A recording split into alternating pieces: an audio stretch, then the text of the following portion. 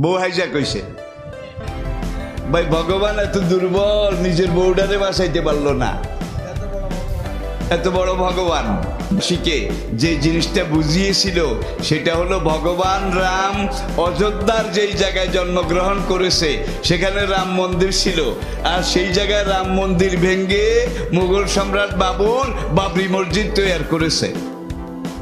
আচ্ছা ভাই, একটা জায়গা আপনার এলাকায় আছে, জায়গাটার মধ্যে মনে করেন একটা ফাউন্ডেশন আছে, একটা গুরুত্বপূর্ণ স্থাপনা আছে।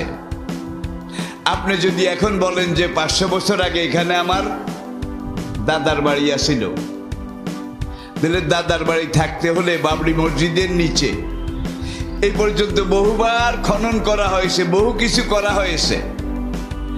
অতীতে এখানে কোনো ফাউন্ডেশন, কোনো মন্দির, কোনো বিল্ডিং এর নাম নিশানা খুঁজে পাওয়া। তারপরও ভারতীয় সুপ্রিম কোর্ট হিন্দুদের পক্ষে রায় দিয়েছে, রামের পক্ষে রায় দিয়েছে। বাবরি মসজিদ ভাঙ্গার পরে সেই জায়গায় এখন রাম মন্দির তৈরি হচ্ছে। এখানে আরেকটু মজা আছে, আরেকটু শিক্ষা আছে, বলবো? অযোধ্যা নগরী, শুধু অযোধ্যা শহরে 17 জায়গায় 17টা রাম মন্দির রয়েছে। এগুলো ইতিহাস। অযোধ্যা শহরে 17টা রাম মন্দির আছে। প্রত্যেকটা মন্দিরে রামের পূজা হয়, ভগবান রামের। এবং সেই মন্দিরের ব্রাহ্মণ, পুরোহিত, ধর্মীয় নেতারা বলে ভগবান রাম এখানে জন্মগ্রহণ করেছেন, এটাই খাঁটি রাম মন্দির। বাকি 16টা মিথ্যা, মিথ্যা, ফলস। আবার ওই মন্দির আলাদা বলে ভগবান রাম এখানে জন্মগ্রহণ করেছে, ওরা সবাই। তাহলে একজন মানুষ 17 বার জন্মগ্রহণ করেছে 17 জায়গায়, এটা তো বিশ্বাস করার মতো কথা, ঠিক না? নোয়াখালীর লোকেরা বলে তোর কালো মিশা গড় মিশা।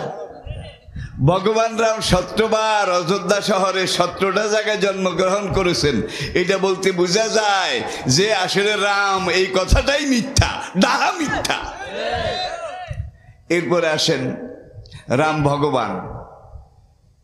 আমি অসাম্প্রদায়িক দৃষ্টিকোণ থেকে বুঝার জন্য শুধু একটা উদাহরণ আপনাদেরকে দিচ্ছি।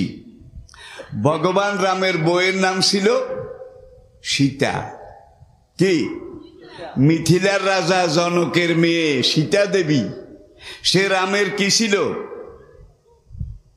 ভগবানের বউ, ভগবতী।